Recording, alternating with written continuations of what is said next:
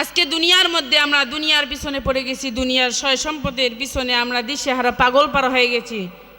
সম্মানিত উপস্থিতি, একটা কথা চিন্তা করেন, একটা ছেলে তার বাবার কাছ থেকে যদি 100 টাকা নিয়ে বাজারে যায়, বাজার থেকে বাড়ির গেটের মধ্যে আসার সাথে সাথে বলে, এ আব্দুর রহিম, 100 টাকা নিয়ে গেলি, কি কি খরচ করলি হিসাব দে, না হলে তোর আজকে রাতের ভাত বন্ধ।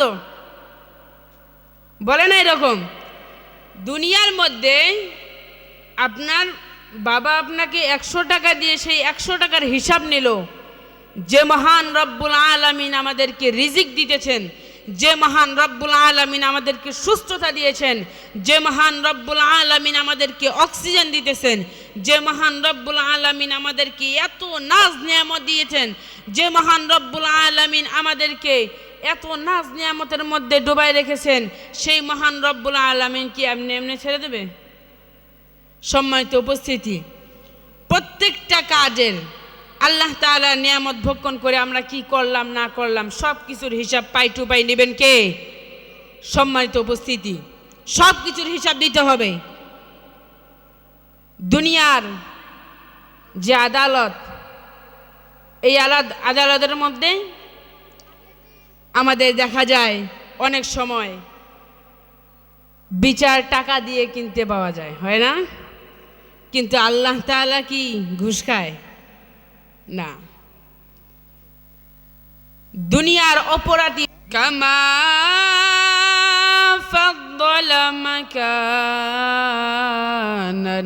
আলা মাকান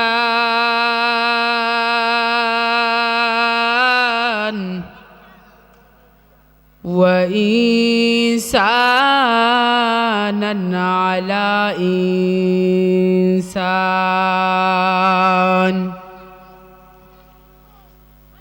ونشهد أن لا إله إلا الله وحده لا شريك له لا ضد له ولا ند له ولا مثل له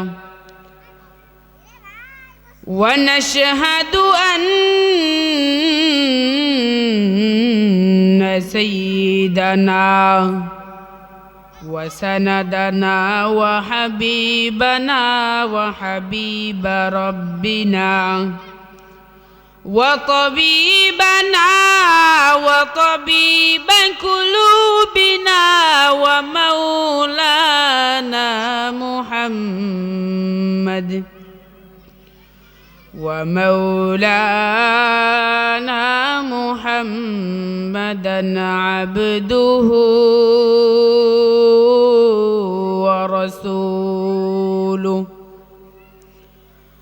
صلى الله تعالى عليه وعلى آله وأصحابه وبارك وسلم تسليما كثيرا كثيرا الذي أرسله الله تعالى بالحق بشيرا ونذيرا وداعيا إلى الله بإذنه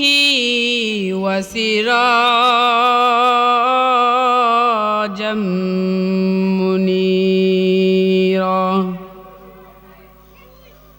أما بعد فأعوذ بالله من الشيطان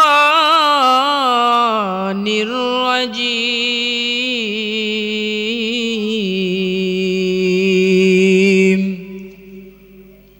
بسم الله الرحمن الرحيم وقضى ربك ألا تعبدوا إلا إياه وبالوالدين بالوالدين إحسانا صدق الله العلي العظيم وصدق رسوله النبي الكريم ونحن على ذلك من الشاهدين والشاكرين والذاكرين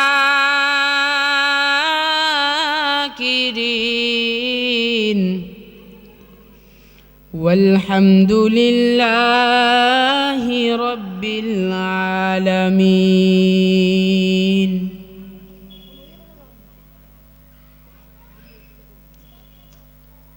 আলহামদুলিল্লাহ সমস্ত প্রশংসা সেই মহান রব্বুল আলামিনের দরবারে যে মহান রব্বুল আলামিন আমাদেরকে দুনিয়ার সমস্ত কাজকর্ম থেকে বিরত রেখে সমস্ত প্রকার অশ্লীল খারাপ কাজ থেকে আমাদেরকে হেফাজত করে সমস্ত প্রকার বিপদ আপদ বালা মুসিবত থেকে আমাদেরকে হেফাজত করে যে মহান রব্বুল আলামিন আমাদেরকে এত সুন্দর একটা জান্নাতি বাগানে আসার মতো বসার মতো তৌফিক দান করলেন আমরা সেই মহান রব্বুল আলামিনের দরবারে শুকরিয়া আদায় করি সকলে বলি আলহামদুলিল্লাহ লক্ষ কোটি দরুদ ও সালাম সেই মহান মানবের শানে যেনাকে সৃষ্টি না করলে আসমান জমিন পাহাড় পর্বত নদী নালা খাল বিল তরুলতা কিছুই সৃষ্টি হতো না এমনকি আল্লাহ পাক রব্বুল আলামিন আপনাকে আমাকেও সৃষ্টি করতেন না সেই মহান মানবের শানে আমরা সংক্ষিপ্ত আকারে দরুদ পড়ি সকলে বলি সাল্লাল্লাহু আলাইহি ওয়াসাল্লাম সম্মানিত উপস্থিতি নুরুল হুদা বালিকা মাদ্রাসার হাফেজা ছাত্রীদের বোরকা প্রদান উপলক্ষে আজকের এই তাফসিরুল কুরআন মাহফিলের প্রধান আলোচক দ্বিতীয় আলোচক প্রধান অতিথি সভাপতি এবং বিশেষ অতিথিবৃন্দ আমার সামনে বসা দূর দূরান্ত থেকে আগত আল্লাহ প্রেমিক রাসূল প্রেমিক কোরআন প্রেমিক দিনী ভাইরা পর্দার আড়ালের মা ও বোনেরা সকলের প্রতি আমার সালাম আসসালামু আলাইকুম ওয়া রাহমাতুল্লাহি ওয়া বারাকাতুহু সম্মানিত উপস্থিতি আমাকে খুব অল্প সময় দেওয়া হয়েছে 25 মিনিট মাত্র 25 মিনিট দেওয়া হয়েছে এই অল্প সময়ে আপনাদের সামনে কিছু কথা বলার চেষ্টা করব ইনশাআল্লাহ সম্মানিত উপস্থিতি আমি কুরআনুল কারীমের একটি আয়াতে কারিমা তেলাওয়াত করেছি আল্লাহ পাক রব্বুল আলামিন কুরআনুল কারীমের মধ্যে বলেন বিসমিল্লাহির রহমানির রহিম وَقَضَى رَبُّكَ أَلَّا تَعْبُدُوا إِلَّا إِيَّاهُ وَبِالْوَالِدَيْنِ إِحْسَانًا আল্লাহ পাক রব্বুল আলামিন কুরআনুল কারীমের মধ্যে ডাক দিয়া বলেন হে আমার বান্দারা তোমরা আমি আল্লাহর ইবাদত করো এবং আমার সঙ্গে কাউকে শরীক করো না এবং আমার ইবাদতের পরে পরেই তোমরা মা বাবার খেদমত করো কার খেদমত সর্বপ্রথম করতে হবে আল্লাহ তাআলার ইবাদত সম্মানিত হাজিরিন বর্তমান আমাদের সমাজের মধ্যে দেখা যায় অনেকেই মানুষকে দেখানোর জন্য ইবাদত করে আমি যদি 5 ওয়াক্ত নামাজ পড়ি তাহলে মানুষ আমাকে নামাজি বলবে আমি যদি হজ করি তাহলে আমাকে মানুষ হাজি বলবে আমি যদি গরিব দুঃখীদেরকে দান করি তাহলে আমাকে দানশীল ব্যক্তি মনে করবে সকলেই দানশীল বলবে মানুষের কাছে বড় হওয়ার জন্য আজকে আমরা অনেকেই ইবাদত করে থাকি ও মুসলমান ভাইরা আমার এই ইবাদতের কোনো মূল্য নাই এই ইবাদতের কোনো দাম নাই সর্বদা ইবাদত করতে হবে আল্লাহ তাআলাকে রাজি খুশি করার জন্য ও মুসলমান ভাইরা আমার যদি আল্লাহ তাআলাকে রাজি খুশি করাইতে পারি তাহলে সেই ইবাদতের মূল্য আছে হযরত মূসা আলাইহিস সালাতু ওয়াস সালামের জামানায় আল্লাহ পাক মূসাকে ডাক দিয়ে বললেন, রে মূসা যাও অমুক পাহাড়ের উপরে যাও, যাওয়ার পর দেখবা ওই পাহাড়ের মধ্যে তোমার এক উম্মত আমার ইবাদত করতেছে, অনেক দিন থেকে সে আমার ইবাদত করতেছে রে মূসা, তুমি যাও, যাওয়ার পর তোমার ওই উম্মতকে বলবা তোমার ওই উম্মত বিগত দিনে যত ইবাদত করেছে আমি আল্লাহ একটা ইবাদত কবুল করি নাই। মূসা আলাইহিস সালাতু ওয়াস সালাম এক দৌড় দিয়ে গেলেন, যাওয়ার পর দেখলেন পাহাড়ের মধ্যে এক যুবক আল্লাহ তাআলার কুদরতি পায়ে সিজদায় পড়ে গেছে, আল্লাহ তাআলার দরবারে ইবাদত করতেছে। এবার হযরত মূসা আলাইহিস সালাতু ওয়াস সালাম ডাক দিয়ে বলল, রে যুবক মাথা উঠাও, তোমার জন্য একটা সংবাদ আছে। যুবক মাথা উঠে বলে, পয়গম্বর কি সংবাদ? পয়গম্বর কান্দে আর বলে, রে যুবক তুমি তোমার বিগত দিনে যত ইবাদত করেছো আল্লাহ তাআলা তোমার একটা ইবাদত কবুল করে নাই। পয়গম্বর মূসা আলাইহিস সালাতু ওয়াস সালাম মনে করেছে হয়তোবা আমার এই সংবাদ দেওয়ার মাধ্যমে, আমার এই সংবাদ দেওয়ার সাথে সাথে সে হয়তোবা হাউমাউ করে কান্না শুরু করে দিবে, কিন্তু তার চিন্তা ভাবনা সত্য হলো না। তার মুখে এই কথা শোনার সঙ্গে সঙ্গে যুবক আনন্দের লাফালাফি শুরু করে দিল, যুবক আনন্দে নাচানাচি শুরু করে দিল, গাইতে লাগলো। পয়গম্বর মূসা আলাইহিস সালাতু ওয়াস সালাম ধমক দিয়ে বললেন, তুমি কি পাগল হয়ে গেছো? যুবক ডাক দিয়ে বলে, পয়গম্বর পাগল হই নাই। এবার পয়গম্বর ডাক দিয়ে বলে, তুমি যদি পাগল নাই হও আল্লাহ তাআলা তোমার একটা ইবাদত কবুল করে নেই, আর তুমি নাচতেছো গাইতেছো কারণটা কি? এবার যুবক ডাক দিয়ে বলে, পয়গম্বর আমি সারাটা জীবন ইবাদত করেছি আমার মালিকের রাজি খুশি করার জন্য, দুনিয়ার কাউকে দেখানোর জন্য আমি ইবাদত করি নাই, দুনিয়ার কাউকে রাজি খুশি করার জন্য আমি আল্লাহ তাআলাকে সিজদা করি নাই, আমি শুধু সিজদা করেছি আমার মালিককে রাজি খুশি করার জন্য। ওগো পয়গম্বর আমি হচ্ছি বান্দা, আমার কাজ হচ্ছে আমার মালিকের ইবাদত করা, কারণ আমাকে সৃষ্টি করার মূল কারণ হচ্ছে মালিকের ইবাদত করা। আমাদেরকে সৃষ্টির পিছনে কিন্তু একটা কারণ আছে, প্রত্যেকটা কাজের পিছনে কারণ থাকে, উদ্দেশ্য থাকে। আজকের এই মাহফিলের মধ্যে এত সুন্দর সাউন্ড সিস্টেম কিসের জন্য করা হয়েছে? যাতে করে আমরা এই সাউন্ড সিস্টেমের মাধ্যমে আওয়াজটা অনেক দূর পর্যন্ত যায় এবং আমরা খুব ভালোভাবে এই আওয়াজটা শুনতে পারি। আজকে দেখেন এতগুলো লাইট লাগা হয়েছে, কিসের জন্য হয়েছে? যাতে করে এই অন্ধকার রাতের মধ্যেই ময়দানটা অন্ধকার দেখা না যায়, সব কিছু যেন একদম স্পষ্ট পরিষ্কার দেখা যায়। এই জন্য এই রকম প্রত্যেকটা কাজের পিছনে কারণ আছে, উদ্দেশ্য আছে। মালিক যে আমাকে সৃষ্টি করেছেন এর পিছনেও কারণ আছে, উদ্দেশ্য আছে। এর পিছনে একটাই শুধু কারণ, বান্দা দুনিয়ার মধ্যে যাওয়ার পর আমি আল্লাহর ইবাদত করবে। ও মুসলমান ভাইরা আমার, এবার যুবক ডাক দিয়ে বলে, পয়গম্বর আমি বান্দা, আমার দায়িত্ব আল্লাহর ইবাদত করা, আর আল্লাহর দায়িত্ব হচ্ছে কবুল করা। আমি আমার দায়িত্ব পালন করেছি, আমি আল্লাহ তাআলার ইবাদত করেছি। এখন আল্লাহ আমার ইবাদত কবুল করবে না এটা তার বিষয়, এটা দেখার মতো আমার কোনো সময় নাই। ও মুসলমান ভাইরা আমার, পয়গম্বর জিজ্ঞাসা করলো, তাহলে তুমি নাচানাচি করতেছো কেন? এবার যুবক ডাক দিয়ে বলে, পয়গম্বর এই জমিনের মধ্যে আল্লাহ তাআলার হাজার হাজার সৃষ্টি আল্লাহ তাআলার ইবাদত করে, কখনো আল্লাহ তাআলা নবীর মাধ্যমে তার কাছে সংবাদ পাঠাইলো না যে তার জীবনের নেক আমল আমি কবুল করি নাই। শুধুমাত্র আমি গুনাহগারের কাছে আপনার মতো নবীকে, পয়গম্বরকে আল্লাহ তাআলা পাঠাইছে সেই জন্য আমি আনন্দে খুশিতে লাফালাফি করতেছি। আল্লাহ তাআলা আমার ইবাদত কবুল করুক আর না করুক, আল্লাহ তো আমি অধমের দিকে চোখ তুলে তাকাইছে।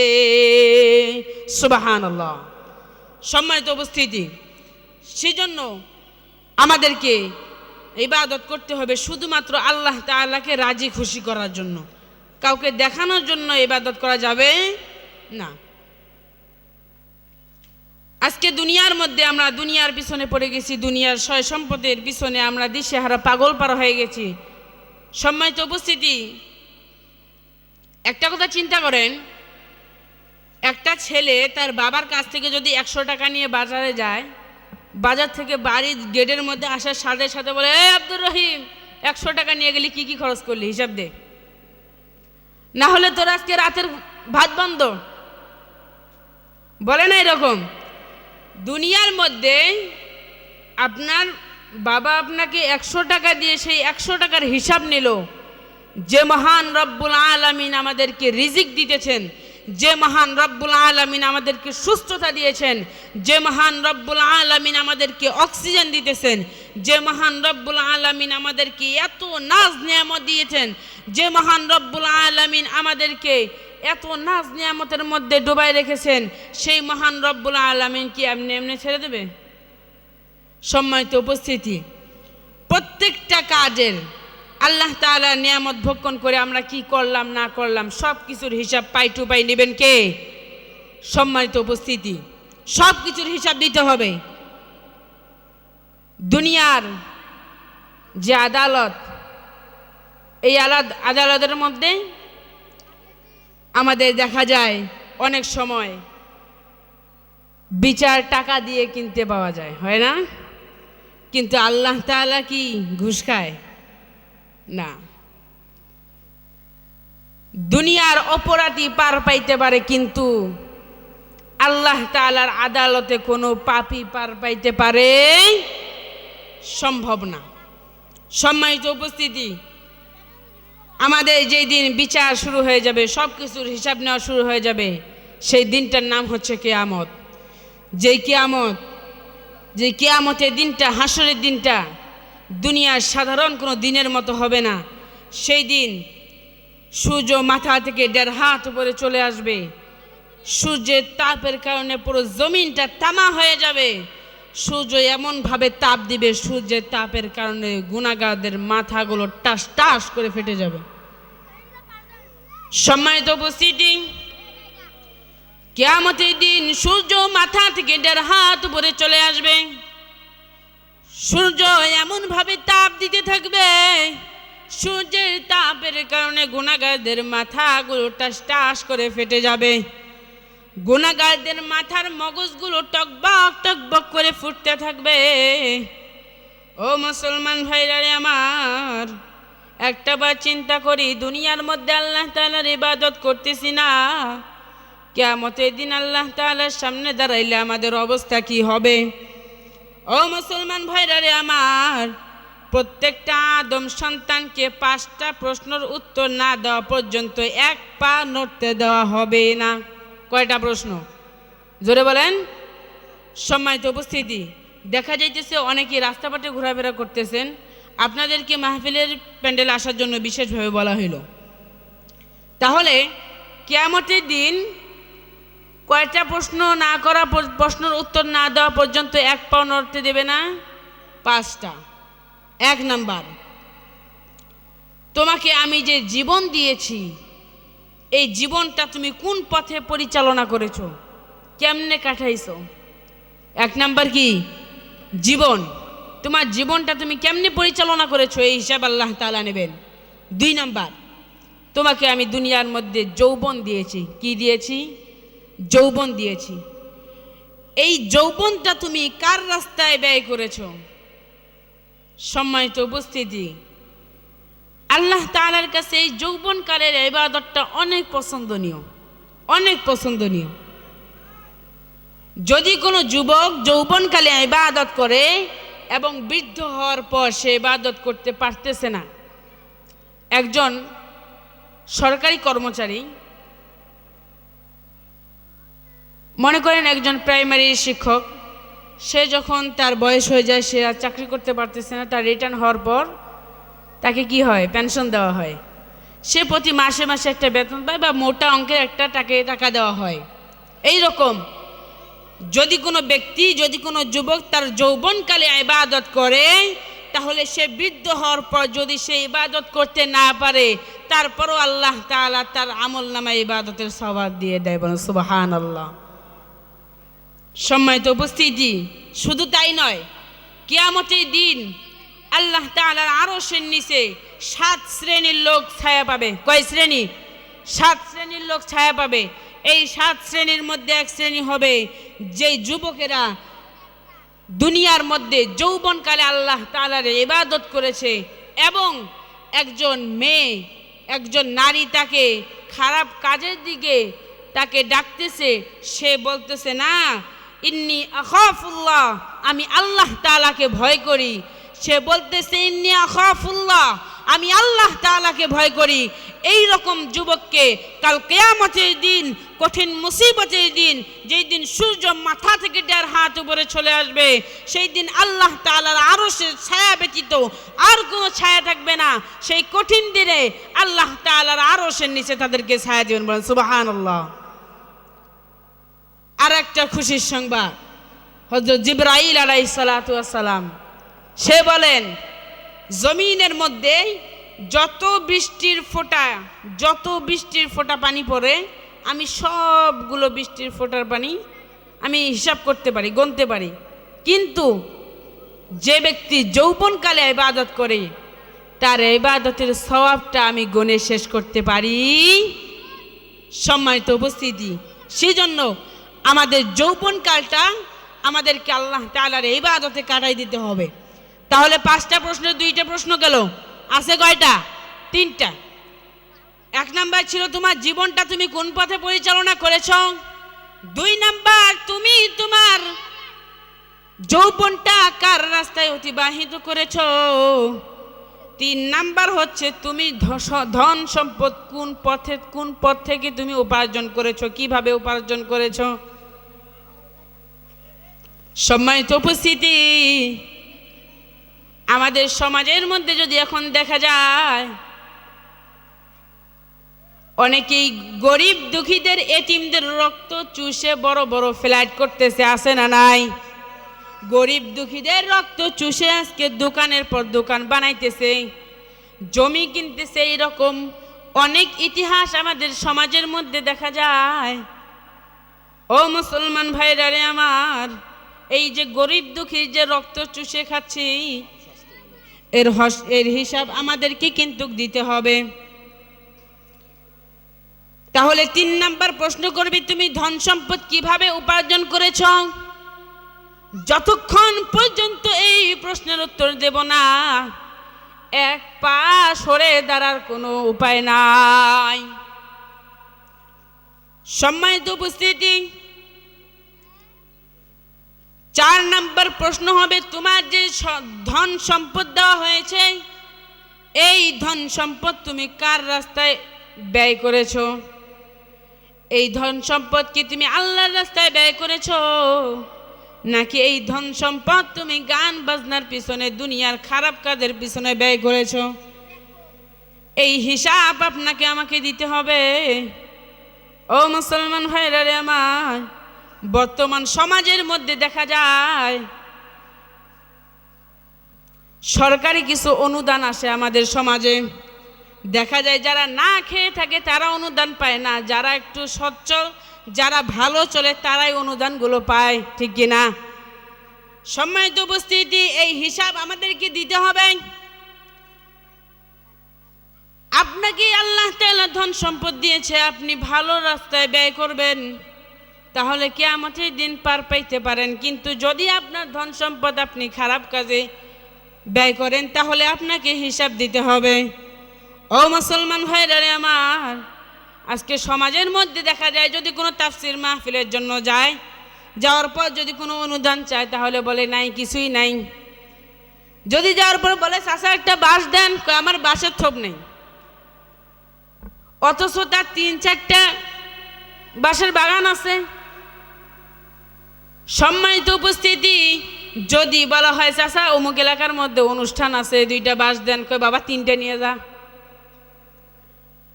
এই যে আমরা খারাপ পথে দান করতেছি, এটার হিসাবও কিন্তু আল্লাহ তাআলার কাছে দিতে হবে।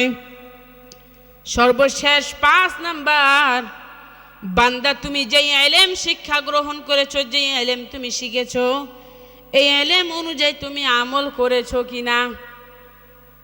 সম্মানিত উপস্থিতি, যতটুকু জানি এতটুকুর মধ্যে আমাদেরকে ইবাদত করতে হবে। সম্মানিত উপস্থিতি, তাহলে যে আলোচনাগুলো করা হইল, এই 5টা জিনিস আমাদেরকে সর্বদা মেনে চলতে হবে। 1 নাম্বার, আমাদের জীবনকে আল্লাহ তাআলার রাস্তায় পরিচালনা করতে হবে।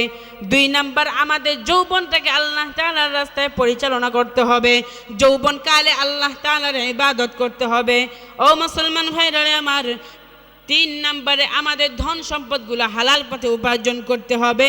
এবং 4 নাম্বারে আমাদের ধন সম্পদগুলো ইসলামের রাস্তায়, কোরআনের পথে, ইসলামের পথে, হালাল পথে, এতিম মিসকিনদের পথে, যে সমস্ত ইসলামী কাজ আছে এই সমস্ত কাজের পথে আমাদের ধন সম্পদগুলো ব্যয় করতে হবে।